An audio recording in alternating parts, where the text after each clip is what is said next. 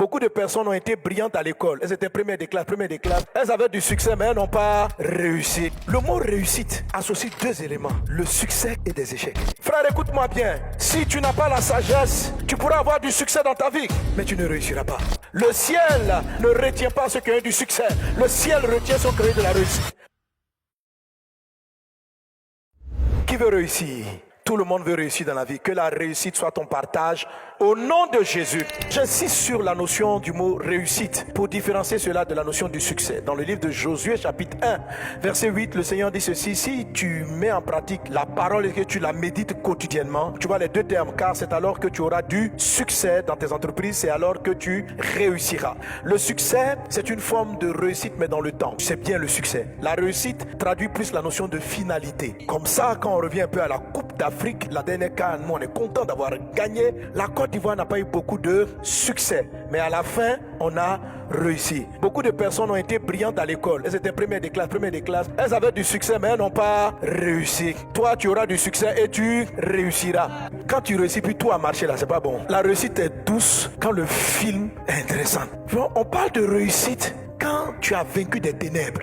Le mot réussite associe deux éléments, le succès et des échecs. Il n'y a pas réussite si tout est allé bien. Si tout va bien, tout n'est que succès. C'est-à-dire que toi, tu es né en succès. Tes parents sont riches, tout est là. Et puis à la fin, tu meurs avec beaucoup d'argent. Personne ne peut dire il a réussi. Parce que ce n'est pas de la réussite. Quelqu'un dit que tu as réussi parce qu'il y a une intrigue. Parce qu'on a vu un combat dans ta vie. La Bible nous raconte une histoire très intéressante de 10 vierges. Et ces vierges-là étaient dans l'attente de l'époux, qui est une image de Christ, qui est une image aussi de la visitation de Dieu. Lorsque Dieu te visite. À la fin de cette histoire, ces filles-là qu'on appelait des vierges, ça veut dire elles se sont maintenues pures. Elles se sont maintenues saintes. Mais à la fin de cette histoire, il y a 5 d'entre elles qui n'ont pas réussi. 5 d'entre elles ne sont pas rentrées dans ce qu'elles attendaient. Pourtant, ce sont des chrétiennes. Lorsqu'on utilise la notion de vierge, on parle de quelqu'un qui est pur.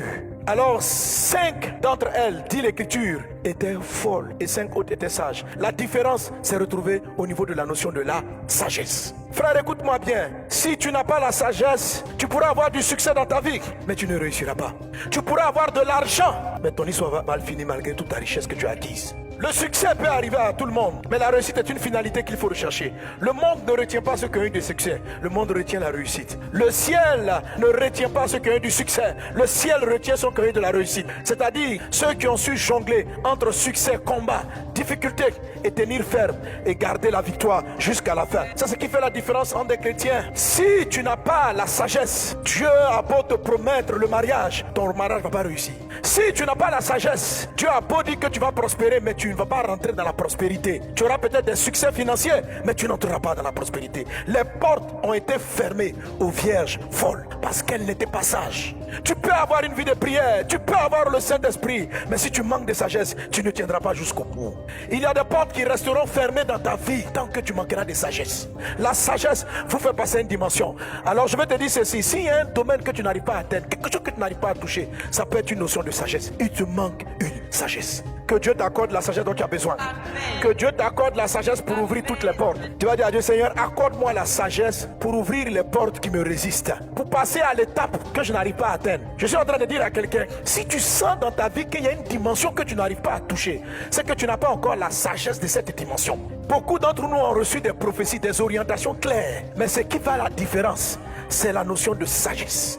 Un chrétien qui vit la sainteté peut ne pas réussir par absence de sagesse. Alors tu vas prier pour avoir cette sagesse qui fait rentrer dans la réussite. Prions Dieu de tout notre cœur que Dieu nous accorde la sagesse.